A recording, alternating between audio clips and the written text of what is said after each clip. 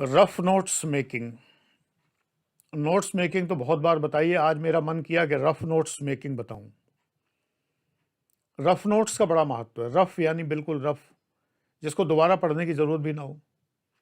एक rough register खरीदिए। पहले तो 10 रुपए का आता था, बहुत मोटा सा रजिस्टर, बहुत रफ सा कागज होता था। अब भी आता होगा। बहुत कुछ आप लिख सकते हैं। पहले तो स्लेटें होती थी, लोग स्लेट पे लिखते थे, अब तो स्लेटें हैं नहीं। तो रफ रजिस्टर रखिए। वैसे तो एक एलईडी राइटर भी आता है 500-600-700 का, लेकिन वो यहाँ काम नहीं आएगा। उसका रेजोल्यूशन बहुत कम होता है, ठीक से दिखाई नहीं देता।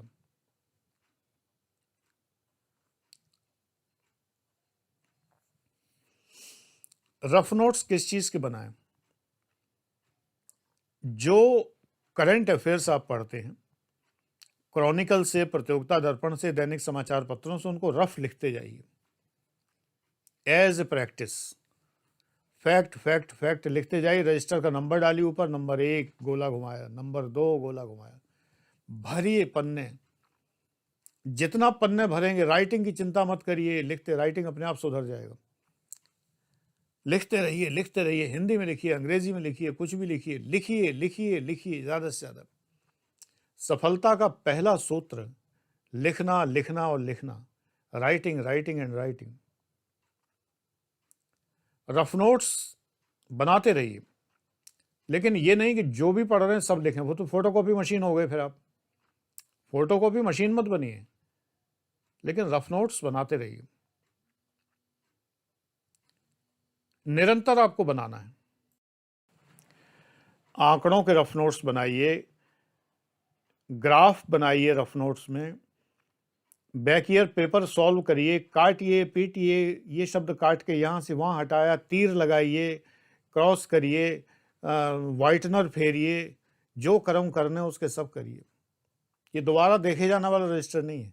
जब रफ पर फाइनल हो जाए तो इसे फेयर कर लो। आंसर राइटिंग में मान लो आपने क्वेश्चन का आंसर लिखा, आपको 200 वर्ड्स में लिखना था, आपने 300 में लिख लिया।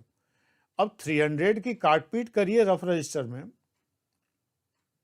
काटपीट करके 200 पे लाइए, देखें कैसे आता है। रफ नोट्स किन विषयों में नहीं बनाना चाहिए?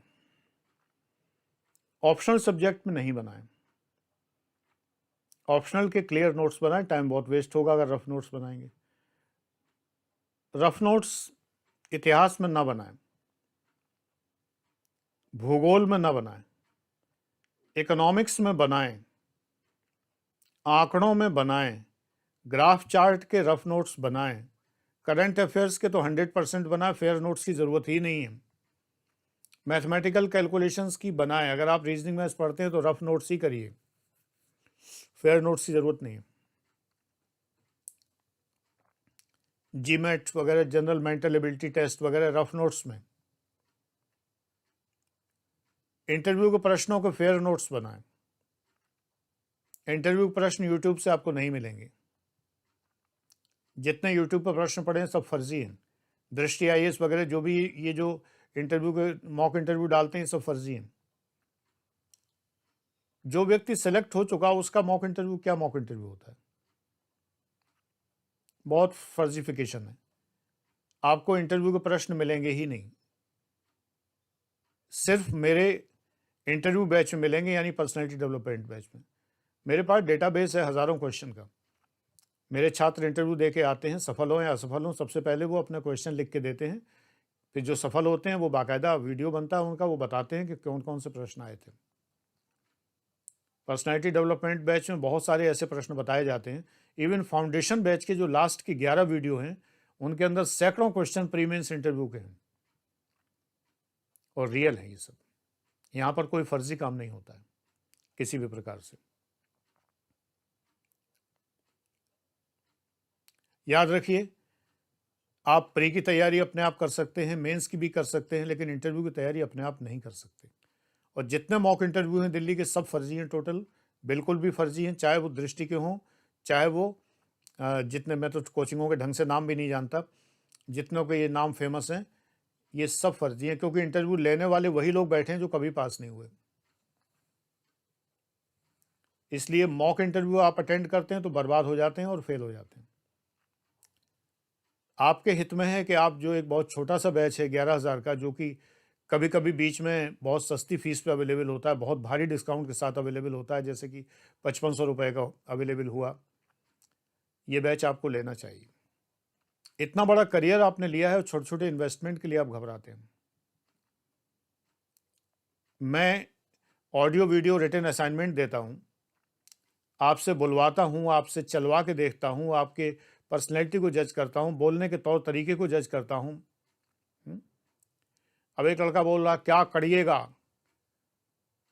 करना पड़ेगा, करना पड़ेगा। तो मैंने कहा ये कौन सा भाई उच्चारण है तुम्हारा? ठीक है, बिहार में ऐसे बोला जाता है, लेकिन इंटरव्यू में अगर आप ये करिएगा करिएगा बोलेंगे तो फिर तो हो चुके पास। सीधे बोलिए, करना है तो करना बोलिए, करना क्या होता है? रा को ड़ा बोल रहे हैं। तो मैं कई बार बहुत सख्ती से उनके चेंजेस लाता हूँ उनकी पर्सनैलिटी में। दाढ़ी बढ़ाए हुए, मूछें बढ़ाए हुए, बाल बढ़ाए हुए, डकैत जैसे लग रहे हैं, इंटरव्यू देने की ख्वाब देख रहे हैं आईएएस के। मैं फ़ोटो देख के फिर बताता हूँ कि आप क्या कर रहे हैं, आप कैसे लग रहे हैं। आपके अंदर कोई अधिकारी जैसा तत्व है ही नहीं। आप में और प्लम्बर, इलेक्ट्रीशियन और सब्जी वाले में, टमाटर बेचने वाले में और जो सड़क पे झाड़ू लगा रहा है उसमें और इनमें उनमें फ़र्क क्या है? ठीक है, सबके पेशे अपनी जगह सम्माननीय हैं, लेकिन आपको आईएएस बनना है। आप में अंतर होना चाहिए कि जो एक इलेक्ट्रीशियन आया है काम करने वाला, उसमें और आपके व्यक्तित्व में तो फ़र्क होना चाहिए ना। या जो तमाम ये एयरटेल के कस्टमर केयर वाले बंदे आते रहते हैं, मैंने बंदे कहता हूँ, ये लोग बंदे ही कहते हैं एक दूसरे को। तो ये जो बंदे आते रहते हैं, इनमें और आप में तो फ़र्क होना चाहिए ना।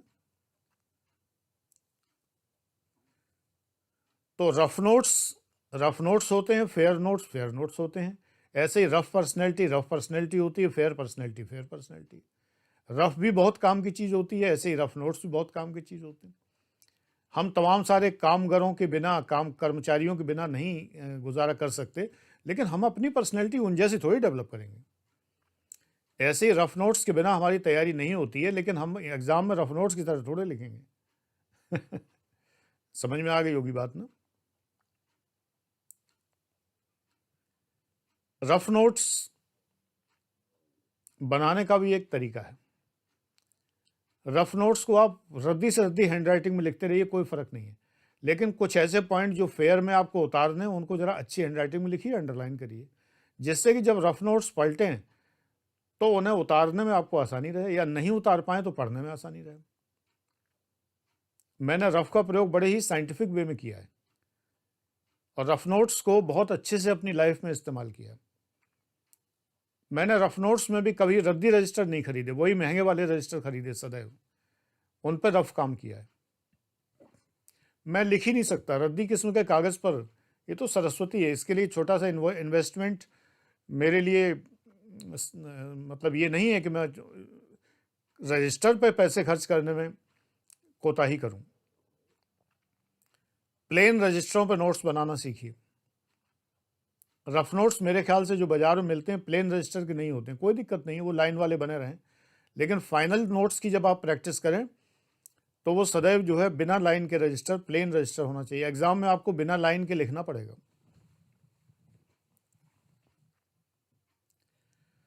रफ नोट्स को डेट वाइज लिखिए, फेयर नोट्स को भी डेट वाइज लिखिए। डेट डालिए ऊपर और इतनी बड़ी बड़ी डालिए कि दूर से दिखाई दे। कोई भी कागज लिखें जब आप, तो एक साइड में 1 इंच का हाशिया छोड़िए, मार्जिन। एक स्केल की जितनी जगह आपको साइड में छोड़ना जरूरी है।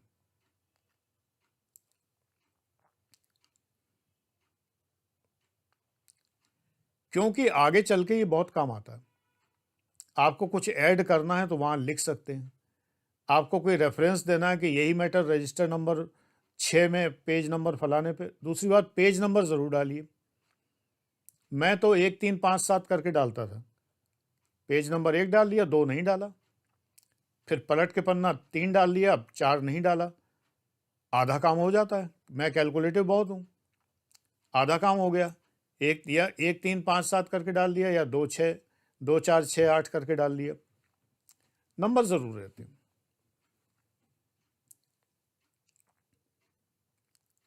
हमें आसानी होती है आगे चल के जो है रेफरेंसेस में।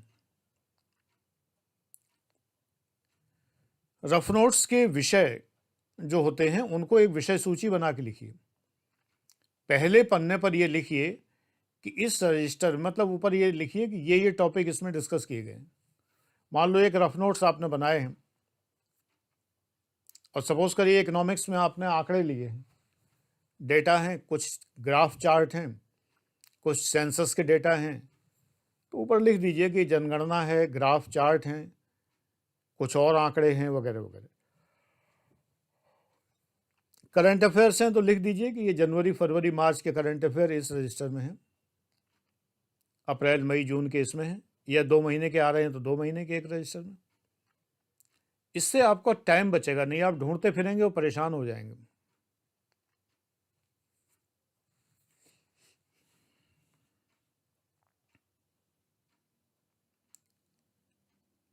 अब इसके बाद एक बात आती है कि रफ नोट्स जब बहुत से इकट्ठे हो जाएं तो क्या करें। रखे रहिए, जब सेलेक्ट हो जाएं तो किसी को दे दीजिए,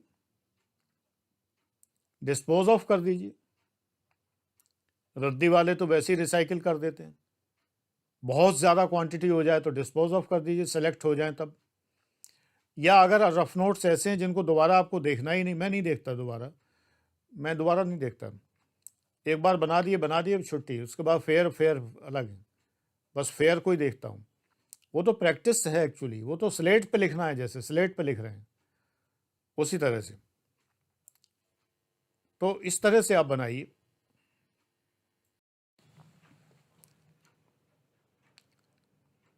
रफ नोट्स साथियों में एक्सचेंज मत करिए, आपकी इंटेलेक्चुअल प्रॉपर्टी है। फेयर नोट्स भी एक्सचेंज मत करिए, साथी निकल जाएगा, आप रह जाएंगे। ये कंपटीशन बड़ा टफ है। स्वार्थी रहिए, ये सेल्फिशनेस नहीं है, स्वार्थ नहीं है एज सच। ये अपनी परवाह करना है, अपनी केयर करना है। ये मेरी इंटेलेक्चुअल प्रॉपर्टी है, मैं इसका मालिक हूं, मैं किसी को नहीं दूंगा। बहाना मारिए, दोस्त हैं ही क्यों, पहली बात तो होना ही नहीं चाहिए। आपके कमरे में कोई दूसरा आता क्यों है। आईएएस की तैयारी ऐसे नहीं होती है, यार दोस्त आ रहे हैं जा रहे हैं, एक आ रिया है एक जा रिया है, कोई कुछ कह रिया है कोई कुछ कह रिया है। एक नाटक आता था पहले, सीरियल नहीं, वास्तविक नाटक। बहुत से लोग तो सीरियल को नाटक कहते हैं, ज़्यादातर कम पढ़े लिखे लोग। वो नाटक नहीं, नाटक यानी ड्रामा, रियल ड्रामा। लहरें एक प्रोग्राम आता था,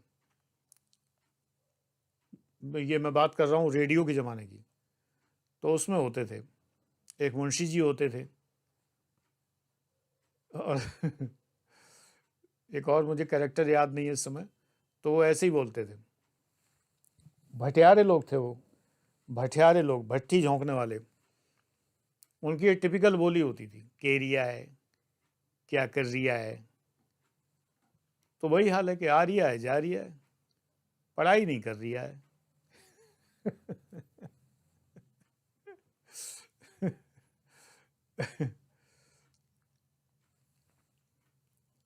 वो लोग एक खटंगा शब्द और इस्तेमाल करते थे, पता नहीं किस चीज़ के लिए खटंगा बोलते थे, मैं भूल गया किस चीज़ के लिए बोलते थे। अचानक याद आ गया, आवाराओं का जमघट भी होता था उसमें कई बार। तो अब अगर आप तैयारी कर रहे हैं तो आवाराओं का जमघट तो ना हो आपका कमरा। आपका कमरा एक शानदार, एक होने वाले अधिकारी का कमरा होना चाहिए, गंभीर, धीर, शांत, मंथर गति से बहती हुई नदी की तरह, न कि उछलती हुई, इठलाती हुई, बलखाती हुई, पत्थरों से सर पटकती हुई नदी की तरह। ऐसा नहीं होना चाहिए। नॉन सीरियस पर्सन इसमें रहता है, ये भाव नहीं होना चाहिए। एक वेल ऑर्गेनाइज्ड, एक बहुत ही कायदे से व्यवस्थित व्यक्ति यहाँ रहता है, पढ़ता है, सोता है, खाता है, पीता है, ये होना चाहिए। ये नहीं है कि बर्तन भिनक रहे हैं, मक्खियाँ लग रही हैं, खाने के बर्तन, गंदे गिलास इधर उधर पड़े हुए हैं, इधर उधर बियर शियर की बोतलें पड़ी हुई हैं। देवदास का कमरा थोड़े है, व्यवस्थित ढंग से किताबें लगी हुई हैं, जो आप पढ़ रहे हो, जो लिख रहे हैं, सिर्फ मेज़ पे वही होना चाहिए, बाकी सब अलमारियों में है। बढ़िया सी मेज़ है, लैंप लगा हुआ है, अच्छी लाइट कमरे में है, सुंदर पर्दे लगे हुए हैं, बढ़िया अलमारियां हैं, रैक हैं, किताबें कायदे से सजी हुई है, नहीं एक औंधे मुंह पड़ी हुई है, एक टेढ़ी पड़ी है, एक ऐसे मुंह की है, एक ऐसे मुंह की है, ऐसी किताबें नहीं होनी चाहिए। ये पुस्तक आपकी माँ सरस्वती हैं, इनकी पूजा करिए। रफ नोट्स रखिए लेकिन कायदे से रखिए, फेयर की तरह रखिए, तब देखिए बेटा आईएएस पीसीएस का सिलेक्शन बहुत स्पेशल चीज है। ये वो एक नंबर से फेल वाले कभी नहीं बता पाएंगे तुम्हें, ये मैं बता दूं। God bless you.